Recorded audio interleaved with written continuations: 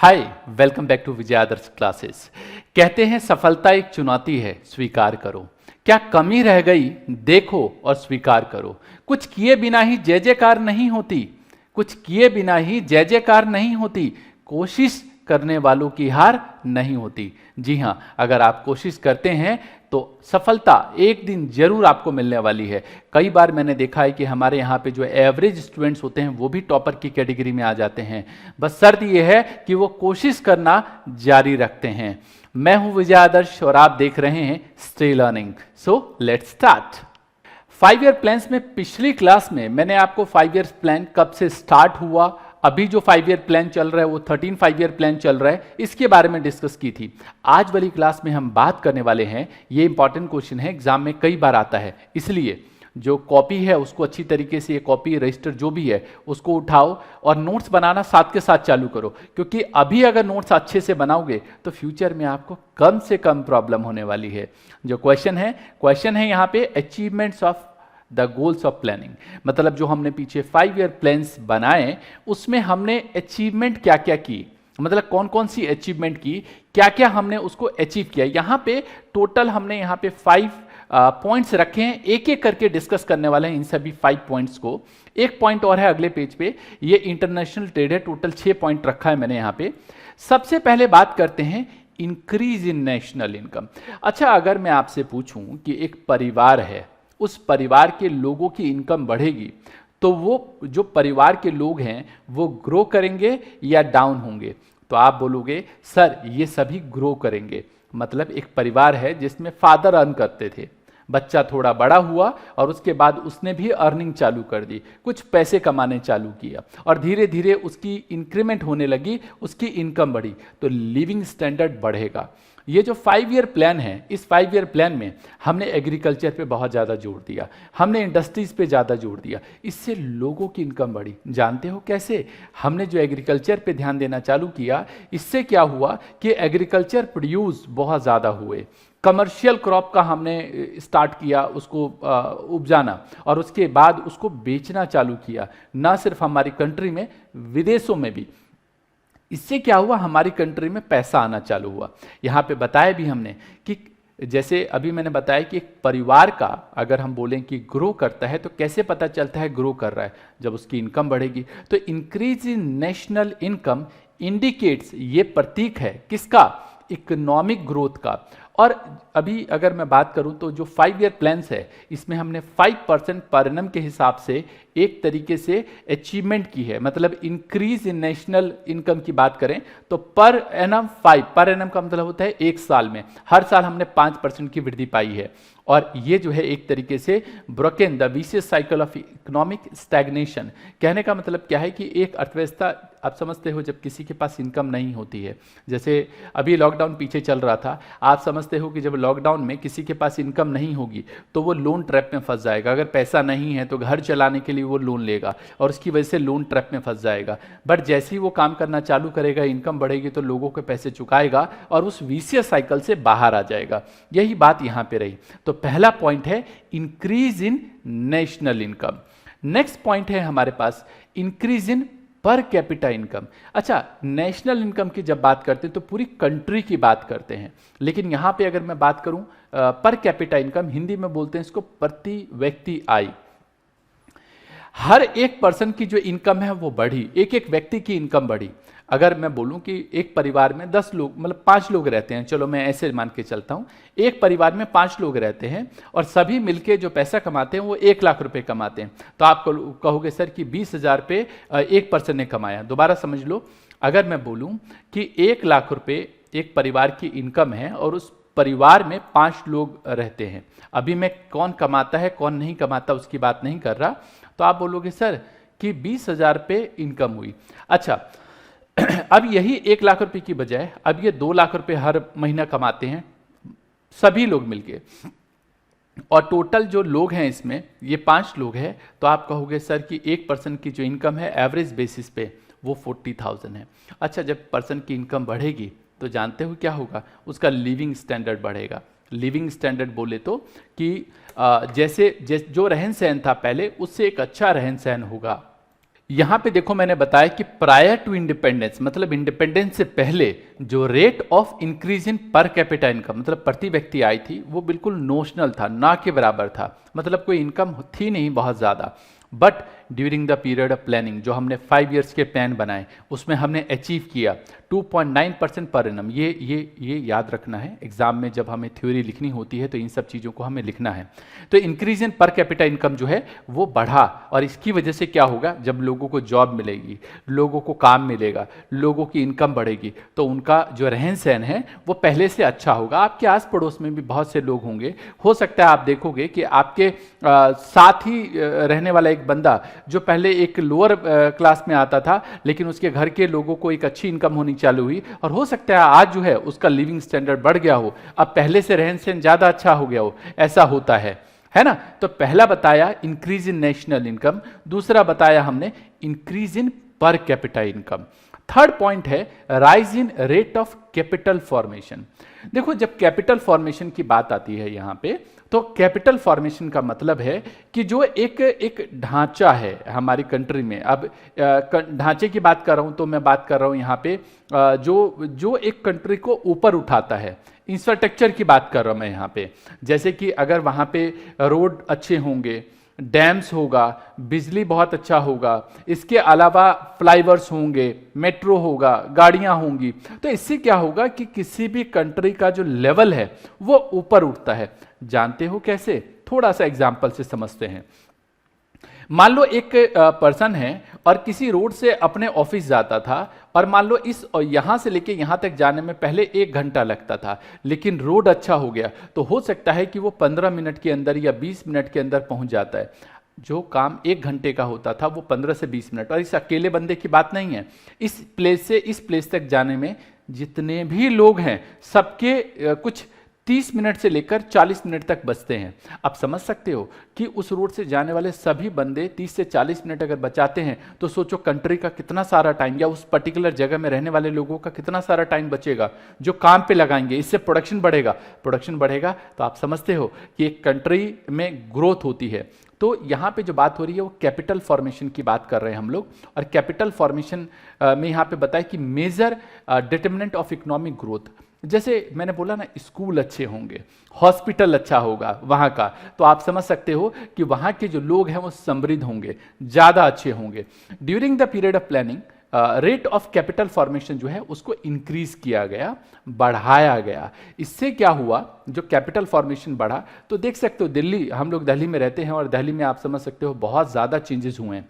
आपके स्टेट में नया क्या चेंजेस हुआ है नीचे मुझे कमेंट में बताओ। हो सकता है आपके यहाँ पे रोड्स बना हो, कोई नया फ्लाईओवर बना हो। यहाँ पे मेट्रो रेल का जो प्रोजेक्ट आया उसने लोगों की ज़िंदगी काफ़ी आसान कर दी। आज अगर हमें जैसे दिल्ली में जो लाल किला एरिया है, चांदनी चौक एरिया है, सदर बाजार एरिया है, ये सारा एरिया जो है वो एक तरीके से थोक लोगों के लिए है। मतलब दिल्ली के बाहर से लोग आते हैं और यहाँ पे सामान लेते हैं, या दिल्ली के लोग भी वहाँ से जाके सामान लाते हैं। बहुत आसान बना दी है मेट्रो ने।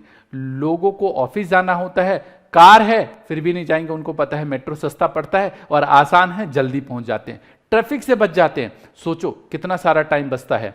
तो rise in rate of capital formation third point था। फोर्थ पॉइंट है हमारे पास institutional and technical changes in agriculture. पहले जो लोग थे वो टेक्नोलॉजी को एडॉप्ट नहीं कर पा रहे थे। आप समझ सकते हो आज से 60 साल 70 साल पहले टेक्नोलॉजी एडॉप्ट नहीं करते थे। जो खेती होती थी देख सकते हो यहाँ पे हल से होती थी।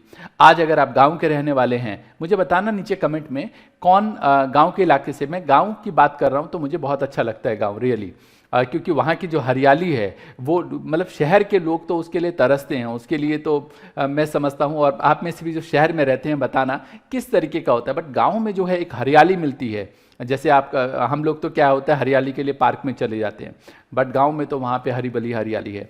तो मैं अगर उसकी बात करूँ तो जो पहले खेतों में हल चला के उसको भाई उपजाऊ बनाया जाता था, लेकिन सिचुएशन क्या हुई कि जैसे जैसे चीज़ें बदली, जैसे जैसे हम लोग एक तरीके से ग्रो हुए, तो हमने क्या किया यहाँ पे एक टेक्नोलॉजिकल चेंजेस हुआ हमारे यहाँ पे। और ये टेक्नोलॉजिकल चेंजेस से एक तरीके से यूँ कह सकते हो कि हमने आगे बढ़ना चालू किया।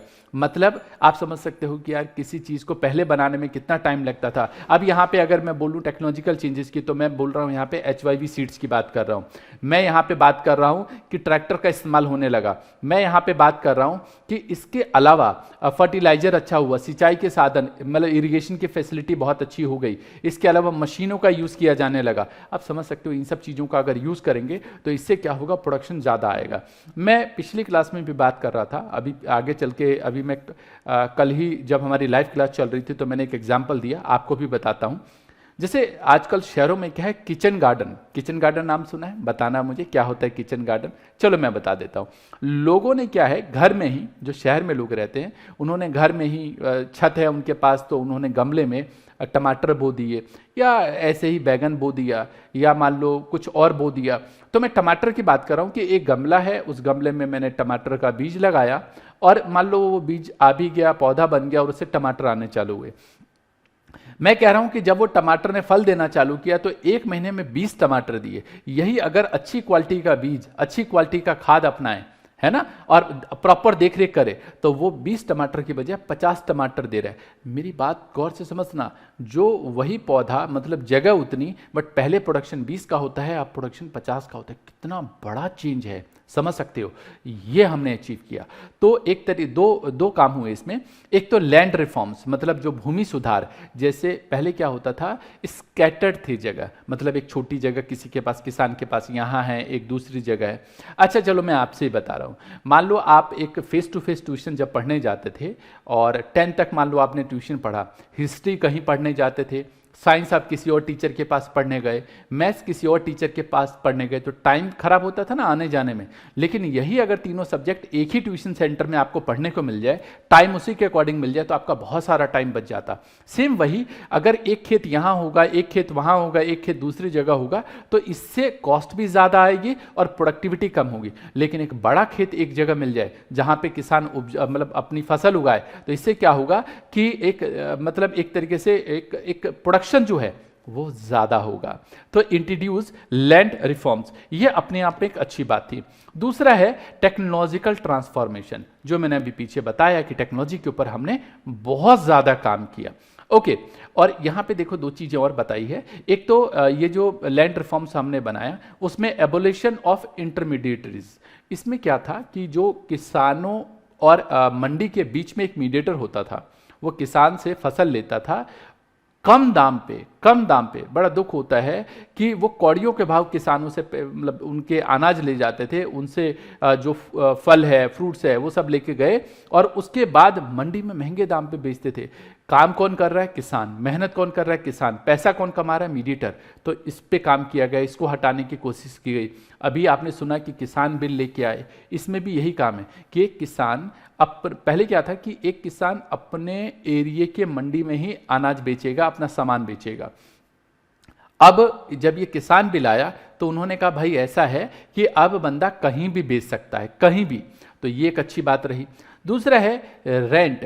पहले क्या होता था, जो जमींदार जिनके पास जमीनें होती थी, जानते हो वो क्या करता था? वो कहता था जो फसल उगती थी उसका 70 to 80% वो जमींदार रखता था और 20 to 30% उस किसान को मिलता था जो पूरी मेहनत करता था। बाद में गवर्नमेंट ने एक रेंट को रेगुलेट किया और उन्होंने कहा भाई ऐसा है, मोर देन 1/3 से ज़्यादा, मतलब 33% से ज़्यादा जो जमींदार है वो नहीं ले सकता फसल का रेंट के तौर पे, और बाकी सारा मोर देन यूं कह सकते हो कि 67 to 70% पार्ट किसान को जाएगा।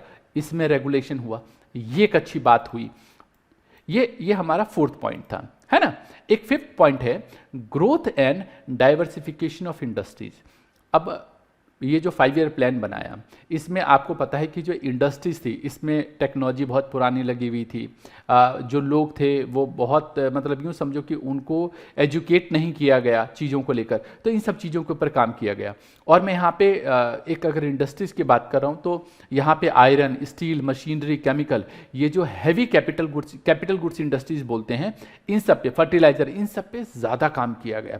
अगर देखो आयरन इंडस्ट्रीज होगी तो एक देश में सोचो ना कि यार आयरन ही नहीं होगा, है ना। तो क्या मकान बन पाएगा, क्या बहुत सारे काम जो होते हैं वो नहीं हो पाएगा। तो आयरन इंडस्ट्री बहुत इंपॉर्टेंट इंडस्ट्री है, स्टील इंडस्ट्री हो गई, सीमेंट इंडस्ट्री भी इसी में आता है, मशीनरीज इंडस्ट्रीज हो गई, इन सब का बहुत बड़ा रोल होता है किसी भी कंट्री में। और एक फिफ्थ पॉइंट है इंटरनेशनल ट्रेड।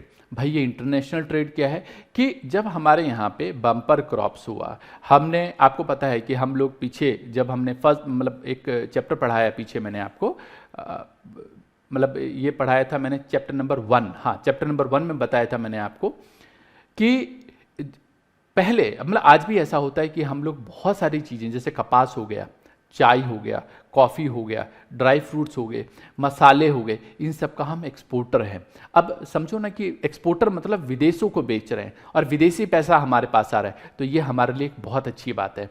तो volume and value of Indian foreign trade ये बढ़ा 5 ईयर प्लान्स के दौरान। इसमें क्या हो गया, 1948-49 की बात करूं तो 792 करोड़ मतलब अप्रोक्सीमेटली 800 करोड़ का, करोड़ की बात कर रहा हूं, लैक्स वैक्स की नहीं बात कर रहा, 792 करोड़ का एक तरीके से फॉरेन ट्रेड था जो हमने फॉरेन ट्रेड, क्योंकि आगे चल के एक चैप्टर है हमारे पास फॉरेन ट्रेड पढ़ेंगे हम लोग, ये मैक्रो इकोनॉमिक्स का पार्ट है उसमें पढ़ाऊंगा मैं। और 2015-16 में देख सकते हो 42,06,680 करोड़ का हमने एक तरीके से फॉरेन ट्रेड किया। ये अपने आप में ही कितनी खुशी वाली बात है। आप सोचो ना कि एक बंदा पहले 792 रुपीस के करोड़ का सामान बेचता था, अब वही 42 लाख का बेच रहा है, कितनी बड़ी बात हो गई है ना। तो ये इंटरनेशनल ट्रेड, मेरे ख्याल से ये पॉइंट अच्छी तरीके से आप सभी को क्लियर हो गया होगा। इसमें हमने बात की achievements of goals of planning, बहुत इंपॉर्टेंट क्वेश्चन है, एग्जाम में कई बार आया है। दो क्वेश्चन दो क्वेश्चन के ऊपर बात करेंगे, दो नहीं एक ही क्वेश्चन बचता है अभी हमारा। एक क्वेश्चन है कि क्या ऐसा रहा जिसकी वजह से हमारे 5 ईयर्स प्लान फेल हो गए। आप ही बनाते हो ना प्लान्स, कई बार बनाते हो कि सर मतलब इस बार नंबर मेरे अच्छे नहीं आए या कई बार अच्छे नंबर नहीं आते हैं, तो बैठ के आप बनाते हो, टाइम टेबल लिखते हो और टाइम टेबल लिख के उसमें लिखते हो इतने से इतने बजे तक ये पढ़ूंगा, इतने से इतने बजे तक ये पढ़ूंगा। 2 दिन फॉलो करते हो, या नया साल आता है तो 2 दिन फॉलो करते हो, या मार्च में जैसी रिजल्ट आता है तो अप्रैल के 1, 2, 3 तारीख तक भूत सवार होता है, 4 तारीख तक भूत सवार होता है, 10 तारीख तक तो भूत ही खत्म होता है। मुझे बताना नीचे कमेंट में आप में से कितनों के साथ इस तरीके से होता है।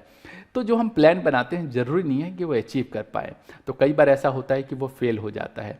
तो प्लानिंग जो 5 ईयर प्लान्स हमने बनाया वो भी कई बार क्या हो गया कि फेल हो गया। इसके रीजंस के ऊपर बात करेंगे, एग्जाम में आता है। तो जो भी चीज़ें बनाई हैं आपने होप सो नोट कर लिया होगा। आपके लिए होम फन बोले तो होमवर्क क्या है, जो भी कॉन्सेप्ट्स मैंने बताया है उसको अच्छी तरीके से रिवाइज करो, पहला काम है। दूसरा काम है, आपके पास किसी भी राइटर की किताब है, किसी भी राइटर की किताब, उस किताब को पढ़ना चालू करो। और एक गुड न्यूज़ और है कि आने वाले टाइम में जैसे बच्चों की डिमांड आ रही थी, तो जो हमारी इकोनॉमिक्स की बुक्स है वो हम अवेलेबल कर देंगे उन सभी बच्चों के लिए जो उससे पढ़ना चाहते हैं। तो उससे क्या होगा कि वो क्वेश्चन आंसर फॉर्मेट में होगा और आपके लिए आसान हो जाएगा। तो 20 to 25 डेज के अंदर ये बुक मार्केट में आ जाएगी, आप उसको बड़ी आसानी से ले सकते हैं, बता दूंगा। बट अभी के लिए कोई भी किताब है उसको पढ़ना चालू करो और नोट्स जो बनाए हैं उसको अच्छे से पढ़ो। नीचे कमेंट में बताओ जो जो मैंने आपसे पूछा है। मिलेंगे हम लोग अगली क्लास में, तब तक के लिए ऑल द बेस्ट।